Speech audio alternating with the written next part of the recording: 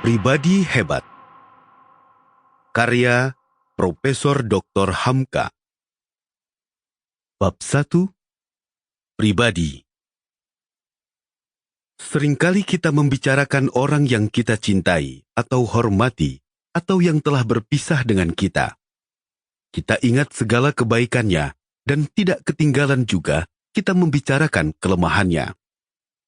Perangainya halus, hatinya suci, sikapnya jujur, perkataannya teratur, dan budinya mulia. Kelakuannya baik, mukanya jernih, karena ia memandang hidup dengan penuh pengharapan dan tidak pernah putus asa.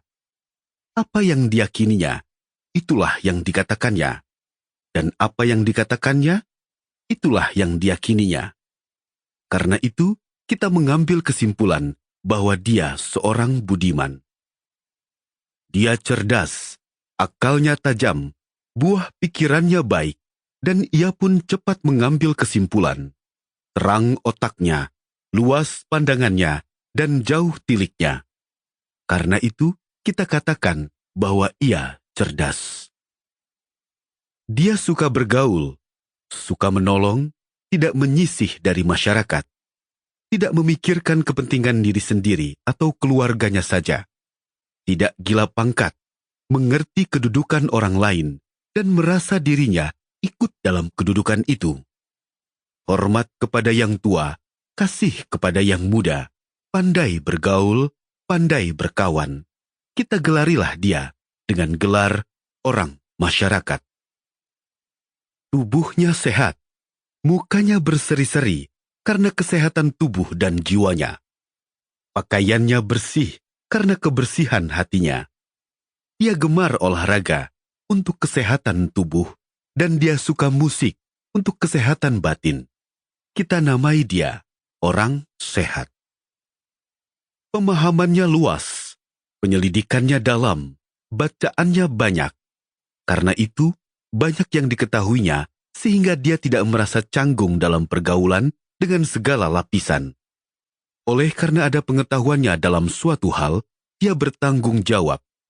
Kita namai dia orang yang cerdik pandai. Semuanya, yaitu budi, akal, pergaulan, kesehatan, dan pengetahuan, berkumpul menjadi satu pada satu orang. Kumpulan itulah yang membentuk suatu pribadi, lemah atau kuat, berlebih atau berkurang dari segala yang disebutkan itu, menyebabkan lemah atau kuat. Lebih atau kurangnya pribadi, dialah yang menentukan mutu seseorang. A. Nilai seseorang adalah pribadinya. 20 ekor kerbau yang sama gemuk, sama kuat, dan sama pula kepandaiannya menarik pedati. Tentu harganya tidak jauh berbeda. Akan tetapi, 20 manusia yang sama tinggi dan sama kuat belum tentu sama harganya. Sebab bagi kerbau, tubuhnya saja yang berharga. Bagi manusia adalah pribadinya.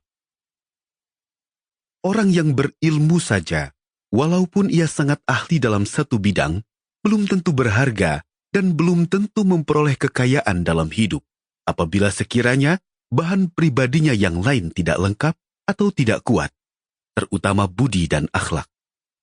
Banyak guru, dokter, hakim, insinyur, dan orang yang memiliki banyak koleksi buku serta diplomanya segulung besar, dalam masyarakat dia menjadi mati sebab dia bukan orang masyarakat.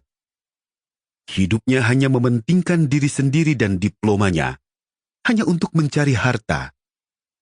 Hatinya sudah seperti batu, tidak mempunyai cita-cita selain kesenangan dirinya.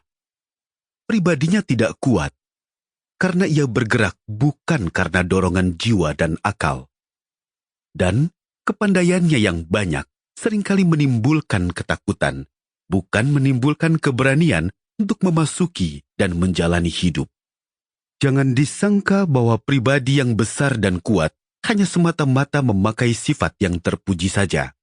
Tidak, bahkan kebalikannya. Bertambah besar pribadi seseorang, bertambah jelas letak Sample complete. Ready to continue?